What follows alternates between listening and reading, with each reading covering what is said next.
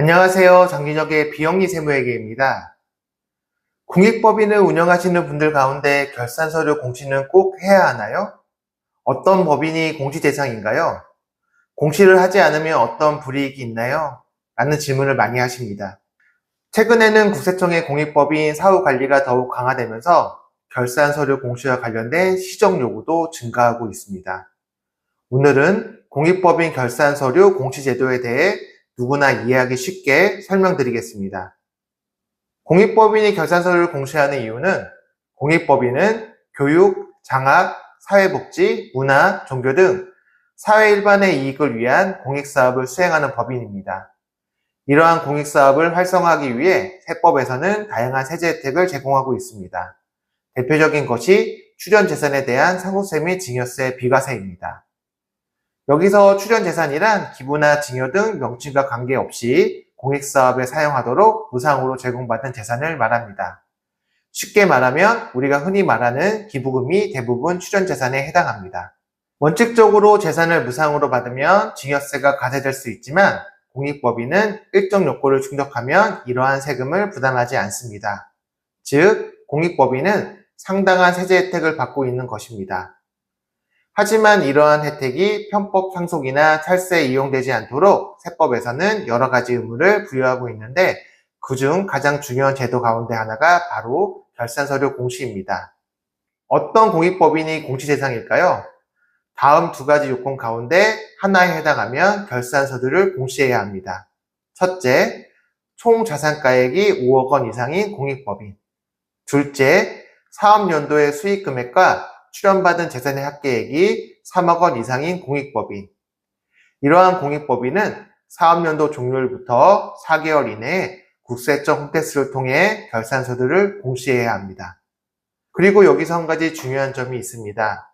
우리 법인은 규모가 작은데 공시하지 않아도 되는 것이 아닌가요?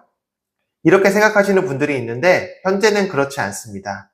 세법 개정으로 인해 종교법인을 제외한 소규모 공익법인도 간편서식으로 결산서류를 공시해야 합니다.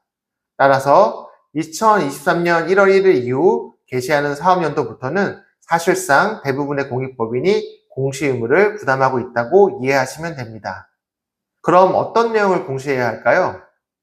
공시 대상에는 다음과 같은 자료가 포함됩니다.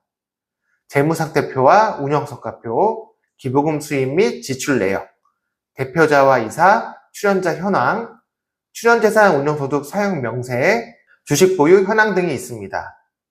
또한 외부회계 감사 대상 공익법인이라면 감사보고서와 재무제표도 함께 공시해야 합니다. 여기서 중요한 것은 이러한 재무제표가 일반적인 양식이 아니라 공익법인 회계 기준에 따라 작성되어야 한다는 점입니다. 또 하나 확인해야 할 사항이 있습니다.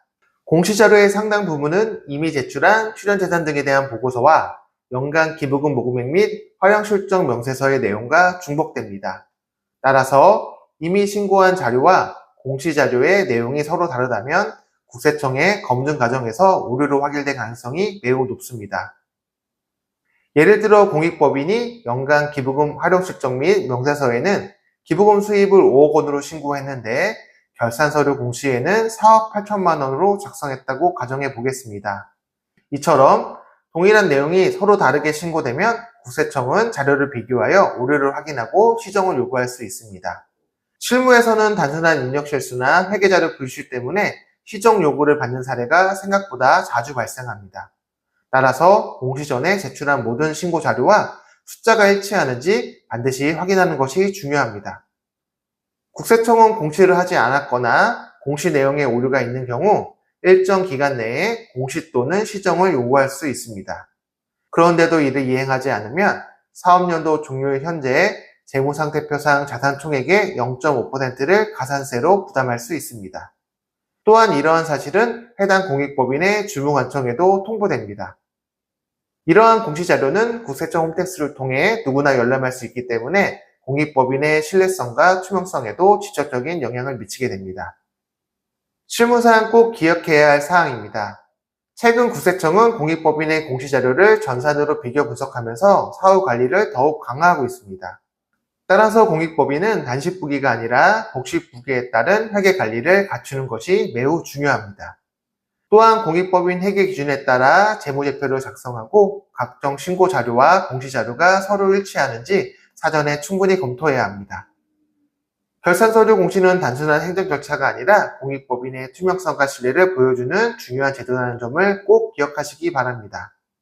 오늘은 공익법인 결산서류 공시 제도에 대해 알아보았습니다. 공익법인은 다양한 세제 혜택을 받는 만큼 그에 따른 의무도 성실하게 이행해야 합니다. 특히 결산서류 공시는 모든 공익법인이 반드시 해야 하는 중요한 세무 업무입니다. 혹시 공익법인 세무나 회계와 관련하여 궁금한 사항이 있으시다면 언제든지 문의 주시기 바랍니다.